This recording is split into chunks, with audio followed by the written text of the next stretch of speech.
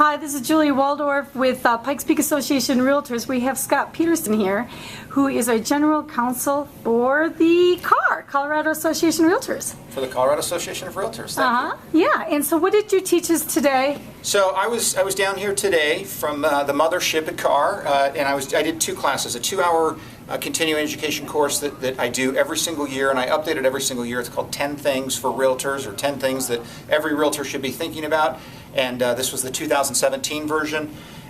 So I taught that for 2 hours this morning, and I go through kind of a smattering of 10 different, call them hot topics, that realtors are dealing with throughout the state of Colorado. Give us an idea what they were. Well, privacy issues as it relates to cameras in listings. Hot market topics related to, or high velocity market topics, we'll say, related to escalation clauses and appraisal clauses. Fair housing, buyer love letters, I talked a little bit about that as well.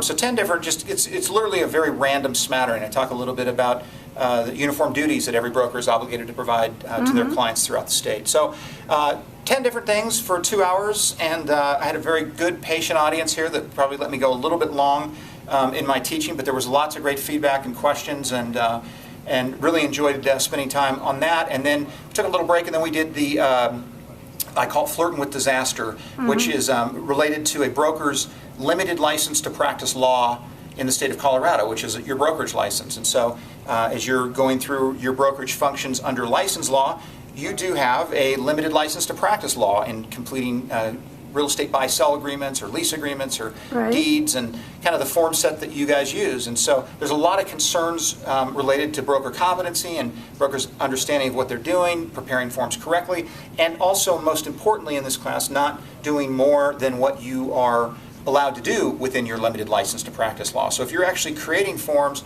or pulling forms off the internet that your client is using, or that you're encouraging your client to use in a transaction, you're really acting outside of what the limited license to practice law provides you. And so so it's kind of a cautionary tale about what brokers should and shouldn't be doing as it relates to their use of forms throughout the state. So that was the second class, and then had some fantastic questions at the end. And as I said to PPAR here, they're always such a fantastic, engaged, and welcoming and informed association. So I always love coming down here and doing classes for you guys. And you did a fantastic job. And you did teach us that sellers are using cameras in their houses. Thank you, yeah. Which I wasn't that aware of that myself. And then the other, we need to ask an attorney to help us with forms that are foreign to us. Don't let your attorney, I told everybody, and I tell everybody all the time, your attorneys, or your clients think that you're these rich, overpaid brokers and you make all this money. And what they really often want you to be is their cheap or inexpensive lawyer. And I caution brokers not to fall into that trap, because